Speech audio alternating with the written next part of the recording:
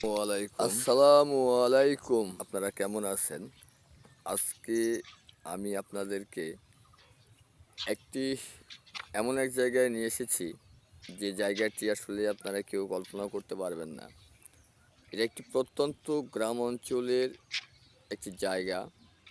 সমতল ভূমির মধ্যে যে অসমতল এবং অসামঞ্জস্যপূর্ণ রাস্তা, যেটাতে আপনারা চোখে না দেখলে বুঝতেই পারবেন না। তো আজকে আমি আপনাদেরকে সেই রাস্তার কিছু অংশ দেখাবো। যদি আপনাদের এই ভিডিওটি দেখার পরে ভালো লেগে থাকে, তাহলে অবশ্যই একটি লাইক দেবেন। সেই সাথে যদি আপনারা আমার এই চ্যানেলে নতুন হয়ে থাকেন, তাহলে অবশ্যই সাবস্ক্রাইব করে দেবেন। আর যদি সাবস্ক্রাইব করে থাকেন, তাহলে আপনাদেরকে অসংখ্য ধন্যবাদ জানাচ্ছি। আজকে আমি যে পথটি দিয়ে হাঁটছি, মূলত এই পথটি রংপুর জেলার পীরগঞ্জ থানার কাঁচদহ থেকে সুজারকুটি একটি মেঠো পথ, ঠিক যেন কোনো পাহাড়ি অঞ্চলের দৃশ্যই আপনাদের মনে হবে। আপনারা যদি এই কাঁচদহ ব্রিজের নিচ দিয়ে সোজা এই পথ দিয়ে হাঁটতে থাকেন, তাহলে এই দৃশ্যাবলী আপনাদের নজরে পড়বে এবং আপনাদের অবশ্যই মন প্রাণ জুড়িয়ে যাবে। আপনারা যতই সামনের দিকে এগিয়ে যাবেন, ততই যেন মনে হবে আপনারা কোনো না কোনো দুর্গম পাহাড়ে চড়ছেন কিংবা নামছেন।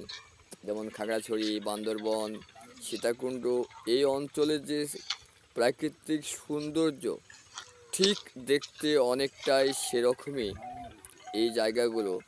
কিন্তু আপনাকে অবশ্যই যে পায়ে হেঁটেই ভ্রমণ করতে হবে।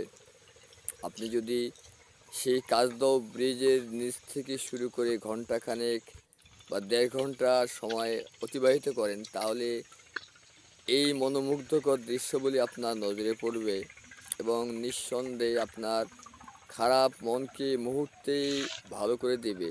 আর যদি সেই সময়টুকু হয়ে যায় বৈকালের পড়ন্ত বেলা, তাহলে তো কথাই নেই। তাহলে পড়ন্ত বেলার যে সুমিষ্ট রোদ আর যে সতেজ আবহাওয়া, তা নিঃসন্দেহে আপনাদেরকে উৎফুল্ল করবে। তো চলুন বন্ধুগণ, আমরা কথা না বাড়িয়ে এই পীরগঞ্জ থানার কাঁচদহ ব্রিজ থেকে সুজারকুটি অভিমুখে আমরা পদব্রজে যাত্রা করি। আবার অনেকে দিনাজপুর জেলার নবাবগঞ্জ থানার হয়েও এই কাঁচদহ ব্রিজে আসতে পারবেন এবং এই ব্রিজের তটদেশ থেকেই আপনারা এই যাত্রার সূচনা করতে পারবেন। আপনারা দেখছেন এই রাস্তাটি মূলত আসলে কংক্রিট এর এবং অনেকটা সিমেন্ট বালির বস্তা দিয়েই সাজানো।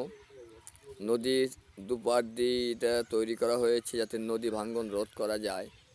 যদিও নদী ভাঙ্গন রোধের জন্য এই রাস্তাটি তৈরি হয়েছে, কিন্তু মূলত এটি প্রাকৃতিক